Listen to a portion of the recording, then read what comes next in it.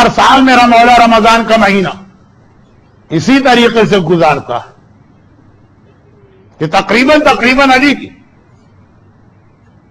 30 اولادیں تقریباً 28 سمجھ لیجیے، روزانہ ایک ایک گھر میں افطار ہوتا، اور ہر سال رمضان آتا ہے تو وہ تیاریاں شروع ہو جاتی ہیں جو کل میں نے عرض کیا تھا کہ رمضان کا سلسلہ حج سے ملا ہے، رمضان کے فوراً بعد حج۔ یہ 41 ہجری کا رمضان بڑا عجیب رمضان آیا، دن اور رات گزر رہے ہیں، حج کے قافلے تیار ہونے لگے، مسجد کوفہ میں میرا مولا بیٹھا، ایک بار وہ آوازیں آ رہی جو حج کی دعائیں پڑھتے ہوئے لوگ گھر سے نکلتے، حسن بیٹا یہ کس بات کی کیسی آوازیں؟ اب امامت ساری چیزیں جانتی ہے کائنات آنکھوں کے سامنے، مگر ظاہری دنیا میں ظاہری طریقوں پہ عمل ہوتا۔ حسن گئے اور واپس آ کے کہا بابا حاجیوں کے قافلے ہیں جو ابھی سے تیاری شروع کر کے جانا شروع ہو چکے ہیں، یہ پہلا قافلہ نکل رہا۔ مولا نے کہا مگر اس سال بھی ایسا حج ہوگا کہ سب جائیں گے، تمہارا بابا اس سال کے حج میں نہیں ہوگا۔ ایک بار رمضان کا جمعہ آ گیا، ہر جمعے کو معصومین کا طریقہ غسل جمعہ، بالوں کی تراش خراش، اور پھر جو ہیئر کلر یا خضاب۔ لوگوں نے کہا کہ یا امیر المومنین ماہ مبارک رمضان شروع ہو گیا، پہلا جمعہ آ گیا، آپ نے اپنے بالوں میں اس سال خضاب نہیں لگایا اس مہینے۔ مولا نے کہا کہ اب تو یہ داڑھی میرے خون ہی سے رنگین ہو گیا۔ 18 رمضان، وہی 18 رمضان جس کی رات کو علی کو بیٹی کے گھر افطار پہ آنا، صبح کا وقت ہے 18ویں صبح، ممبر پہ خطبہ دیتے دیتے ایک مرتبہ رکے، کہا حسن بیٹا رمضان کے کتنے دن گزر گئے؟ کہا بابا یہ آج 18واں روزہ ہو رہا۔ حسین کو دیکھا اور بیٹا کتنے دن رہ گئے؟ کہا بابا 12 دن کے بعد تو ہم سب لوگ عید منا رہے ہوں گے۔ کہا لیکن تیرا باپ اس سال عید منانے والوں میں نہیں ہو۔ اب یہ اشارے ملتے جا رہے ہیں، چاہے حاجیوں کو دیکھ کر، چاہے رمضان کی تاریخوں کو سن کر۔ پھر وہی 18واں روزہ فجر کے وقت یہ سوال کیا، مغرب کے وقت مسجد کوفہ میں مغربین کی نماز پڑھائی، آج ام کلثوم کی باری ہے۔ ایک عام بیٹی کے گھر میں اس کا بہت عام سا بابا آ گیا، تبھی بیٹی، بیٹے نہیں لیکن بیٹی، خوشی سے اس انداز ہے کہ اس کی سمجھ میں نہیں آتا کہ کس کس طرح سے اپنے باپ کی خدمت نہ کرو۔ کلثوم جیسی صاحب معرفت بیٹی، ٹھیک ہے، کربلا میں عالمہ غیر معلمہ زینب کبریٰ کی موجودگی میں کلثوم حد ادب میں خاموش رہتی ہے، لیکن معرفت کلثوم کی بھی اتنی ہی ہے۔ کربلا کا جہاد اگر شروع کیا زینب کے خطبات میں تو ختم کلثوم کے نوحے نے کیا تھا نا کہ مدینہ تو جدنا لا تقبلینا، یہ تو کلثوم کا نوحہ تھا نا، یہ زینب کا نوحہ تو نہیں۔ کلثوم جیسی صاحب معرفت جو یقیناً عمر میں زینب سے کم ہے لیکن فضیلت میں بالکل زینب کبریٰ کے تقریباً برابر، اس کے گھر میں باپ آ رہا، کیا کیا باپ کے لیے بیٹی نے انتظام نہ کیا ہوگا۔ ہم تو کہتے ہیں تاریخ کچھ نہ بھی لکھے تو ہمارا دل کہتا کہ جتنی بھی جائز اور حلال غذائیں ممکن ہوں گی وہ لا کے دسترخوان پہ رکھ دی ہوں گی، مگر نہیں، یہ خالی محبت کرنے والی بیٹی نہیں ہے، یہ معرفت رکھنے والی بیٹی ہے۔ ایک محبت کرنے والا مومن ہوتا ہے، ایک معرفت رکھنے والا مومن ہوتا ہے۔ اس جملے کو بھی ذرا آگے بڑھانا تھا لیکن اب منزل مسائل، بس ذہن میں رکھیے گا، ایک محبت ہوتی ہے، ایک معرفت ہوتی ہے۔ محبت رکھنے والی بیٹی تمام حلال غذائیں جو کوفے میں ممکن ہے لا کے دسترخوان پہ رکھ دیتی، بابا آیا، لیکن معرفت رکھنے والی بیٹی دسترخوان پہ صرف اور صرف 3 چیزیں لا کے رکھی گئی، ایک دودھ کا گلاس یا دودھ کا پیالہ، ایک نمک کا ٹکڑا اور ایک روٹی۔ لیکن علی نے اس دسترخوان کو بھی دیکھا، ایک مرتبہ کہا کلثوم بیٹی تجھے یاد ہے کوئی ایسا دن ہے میری زندگی جب تیرے باپ نے اللہ کی دو نعمتوں کو ایک ساتھ جمع کیا؟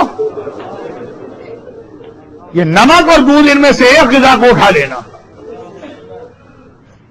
کلثوم صاحب معرفت ہیں، آج تو دودھ کا پیالہ اٹھا لیا لیکن کل نہیں اٹھائیں گی، آنے والی کل وہ انشاءاللہ کل کے مصائب ہیں جو ابھی ابھی آپ نے برادر رضوان منجی کے مرثیے میں سن لی. آج ایک بار دودھ کا پیالہ اٹھا لیا، صرف ایک روٹی اور نمک کا ایک ٹکڑا. مگر علی نے اپنے اس دسترخوان کو جو افطار کا دسترخوان ہے اسے بھی تبلیغ کا ذریعہ بنایا. خالی یہ نہ کہا کہ یہ علی کے لیے ہے، آسمان کو دیکھا اور ایک عجیب جملہ کا، ان الدنیا اما فی حرامها عقاب وفی حلالها حساب وفی شبہاتها عتاب. دنیا بڑی عجیب جگہ ہے، یہاں کی حرام چیزیں استعمال کرو تو سزا، اور حلال چیزیں استعمال کرو تب بھی حساب کتاب تو دینا پڑے گا. خالی یہ نعرہ نہ لگاؤ کہ مولانا یہ ہم نے نئے ماڈل کی گاڑی حلال پیسے سے خریدی ہے، یہ اتنا بڑا مکان اور ولا ہم نے حلال پیسے سے بنایا. حلال کا نعرہ لگا کے ہر چیز استعمال نہیں ہو سکتی. علی نے آج کی رات کو بتایا فی حلالها حساب وفی شبہاتها عتاب. اور جو مشکوک چیزیں ہیں اس میں بھی خدا کی ناراضگی ہے. مولا دنیا سے جاتے جاتے اس دنیا کی حقیقت آپ کو بتا گئے جس دنیا کو خود تو پتہ نہیں کب 3 طلاقیں دے چکے. اور اس کے بعد علی کا مسلح پچھا. ہم اور آپ تو صرف شب قدر کی وجہ سے ساری رات نمازیں پڑھیں گے. علی کے سال کی ہر رات شب قدر. لیکن بہرحال آج علی کی نماز، اچھا ہم اور آپ عام دنوں کے مقابلے میں شب قدر کی نمازیں زیادہ توجہ سے پڑھتے ہیں، اور علی کی نماز بالکل اس وقت ہمیں برعکس نظر آ رہی. عام دنوں میں ایسا نماز پڑھنے والا کہ اگر حالت رکوع میں یا سجود میں یا قیام میں پاؤں سے تیر کھینچے تو نمازی کو پتہ نہ چلے. اور آج ہر 2 رکعت کے بعد بے چین ہو کر کمرے سے نکل کے صحن میں جاتے ہیں اور آسمان پہ نگاہ ڈالتے ہیں. وہ نمازی جو اللہ اکبر کہہ کے دنیا و مافیہ سے بے خبر ہو جاتا ہے، آج حالت یہ ہے کہ ہر 2 رکعت کے بعد بے چین ہوتا ہے،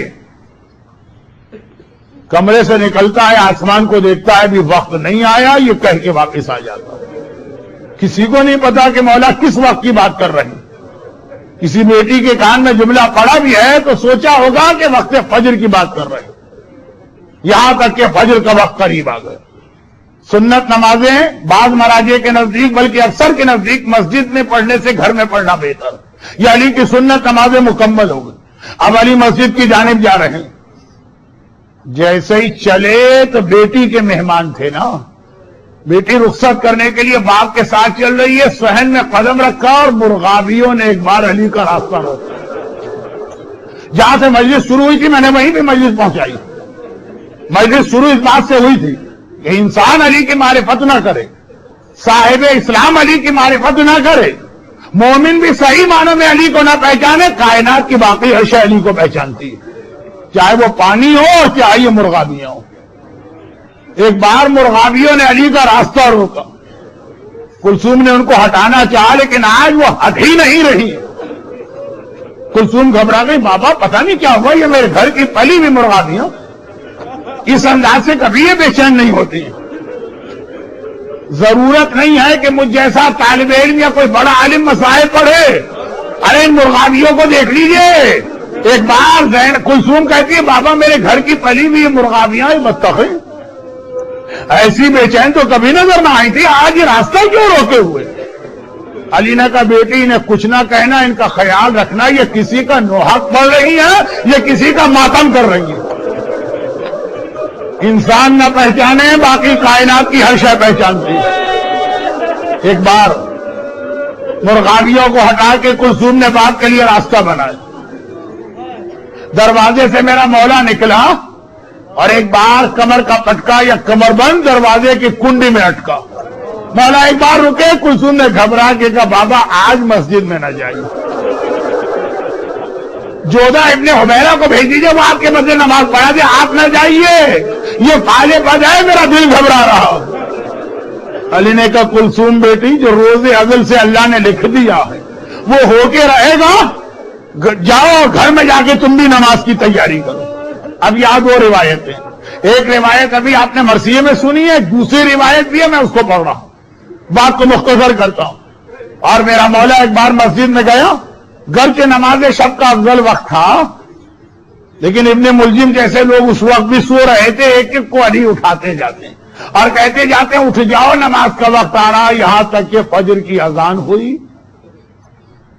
اور میرے مولا نے نماز شروع کی۔ یہ نافلہ فجر تھی یا واجب فریضہ فجر تھی، بس یہ وہ دو روایتیں۔ میرے مولا نے نماز جماعت شروع کی، حسن بالکل باپ کے پیچھے، اور ابن ملجم حسن کے پہلو میں کھڑا ہوا۔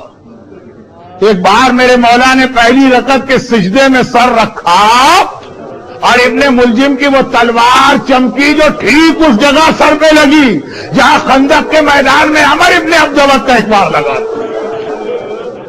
ابھی لوگ سجدے میں ہیں، یا مسجد النبوی کے نمازیوں کی سمجھ میں نہیں آیا تھا رسول اللہ سجدے سے سر کیوں نہیں اٹھا رہے، یا آج مسجد کوفہ کے نمازیوں کی سمجھ میں نہیں آیا، علی سجدے میں گئے ہیں اور ایک بار کوفے کی مسجد ہلی، زمین کوفہ میں زلزلہ آیا، آسمان سے عجیب آوازیں آنے لگی، جبرائیل کا لوحہ، اور ایک بار نمازی انتظار کر رہے ہیں سبحان رب الاعلی و بحمدہ کہا جائے گا، اور بجائے سبحان رب الاعلی و بحمدہ کے فزتو برب الکعبہ، ارے رب کعبہ کی قسم آج علی کامیاب ہوا ہے۔ اور پھر علی کی آواز آئی حسن بیٹا آگے بڑھ کے نماز کو مکمل کراؤ۔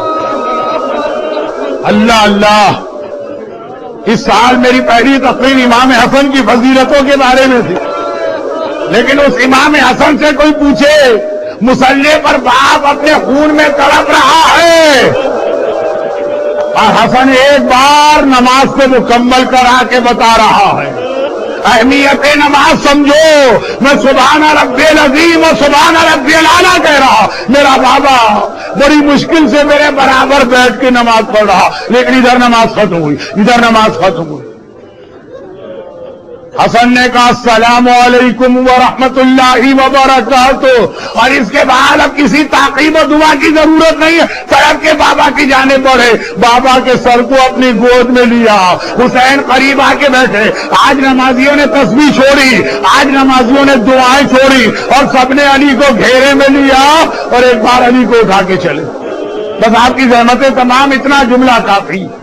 آج کوئی ایک خاندان یا کوئی ایک انسان یتیم نہیں ہوا ہے، آج کائنات یتیم ہوئی ہے، آج انسانیت یتیم ہوئی ہے، آج اس کائنات کا ہر ذرہ یتیم ہوا ہے، خالی حسن و حسین نہیں۔ بس اتنا سن لیجیے، زینب عالمہ غیر معلمہ، کلثوم زینب ہی کی چھوٹی بہن، دونوں بہنیں ابھی مصلی پر فجر کی نماز ختم کر کے بیٹھی ہیں۔ ایک بار زینب نے گھبرا کے کہا کلثوم بہن، ارے یہ کوفے میں کیا ہو رہا ہے، یہ زلزلہ کیسے آیا، یہ آندھیاں کیسے چلی، ارے جبرائیل کس کا مرثیہ پڑھ رہا، ارے میں تو اماں فاطمہ کے رونے کی آواز سن رہی۔ کلثوم میری ماں کیوں رو رہی ہے، ارے اماں رو رہی، خدا خیر میرا بابا خیریت سے ہو۔ دونوں بہنیں دروازے کے قریب آئی۔ عجیب زندگی ہے زینب کی، آج کوفے میں پریشان ہے، زلزلہ، آندھیاں، جبرائیل کا مرثیہ، فاطمہ کے رونے کی آواز، ارے کوئی مجھے بتائے میرا بابا کس حال میں ہے۔ اور کل کربلا میں بھی یہی موقع ہوگا، خیمے کے پردے کو پکڑ کے کھڑی ہے، زمین میں زلزلہ تو ہے، آندھیاں تو چل رہی ہیں، اماں کے رونے کی آواز آ رہی، لیکن آج پھر بھی حسن و حسین ہیں۔ کل کوئی خبر لانے والا نہ تھا سوائے زلجنا کے۔ دونوں بہنیں وہی گھر علی کا جو ابھی آپ اسکرین پہ دیکھ رہے تھے، جس کی تصویر، بہنیں دروازے کے قریب کھڑی ہیں۔ دروازہ ذرا سا کھولا اور باہر دیکھ رہی ہے کوئی مسجد کوفہ سے آنے والا ہمیں خبر تو دے دے۔ ایک مرتبہ دیکھا، ارے بھیا حسن، بھیا حسین بابا کو لے کے آ رہے، گھبرا کے کہا کلثوم بہن یہ میرا بابا چل کے گیا تھا، واپس حسنین کی گود میں کیوں آ رہا ہے، اتنے سارے چاہنے والے ساتھ کیوں ہیں؟ اور جیسے ہی زینب کی نگاہ باپ کے چہرے پہ پڑی، اب جیسے جیسے علی قریب آئے چہرہ نظر آتا گیا، چہرے پہ پڑی، ارے باپ کے چہرے پہ وہ زردی نظر آئی۔